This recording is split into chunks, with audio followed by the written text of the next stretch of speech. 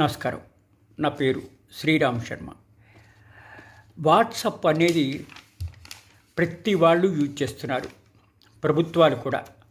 Andhra Pradesh government WhatsApp ద్వారా సర్వీసెస్లు ఇస్తూ ముందుకు స్టార్ట్ చేసింది. ఇప్పటిదాకా 2.64 లక్షల లావాదేవీలను వాట్సాప్ ద్వారా చేసింది ఆంధ్రప్రదేశ్ గవర్నమెంట్. 2 వారాల క్రితం వాట్సాప్ గవర్నెన్స్ తీసుకొచ్చిన ఆంధ్ర ప్రభుత్వం మరిన్ని ప్రభుత్వ శాఖలను సేవలను విస్తరించాలని డిసైడ్ చేసింది. మరో 500 రకాల సేవలను వాట్సాప్ ద్వారా అందించేందుకు సిద్ధంగా ఉండాలని ఆంధ్రాలోని చంద్రబాబు గారు ఆదేశించారు. ఇప్పటిదాకా దాదాపు 2.64 లక్షల లావాదేవీలను అదరగొట్టింది.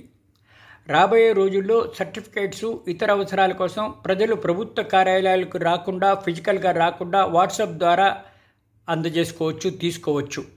అంటే ఏంటి దీని అర్థం? మీరు ఏ ఆఫీసులకు వెళ్ళే అవసరం లేదు.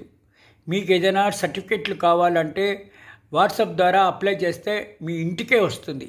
Latest technology Chandrababu Naidu use చేస్తున్నారు.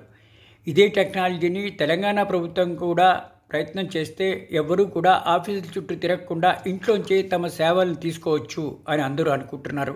ఇది చాలా బాగుంటుంది. వేరే ప్రభుత్వాలు కూడా ఇది ఫాలో అయితే చాలా బాగుంటుందని అందరూ అనుకుంటున్నారు. Thank you.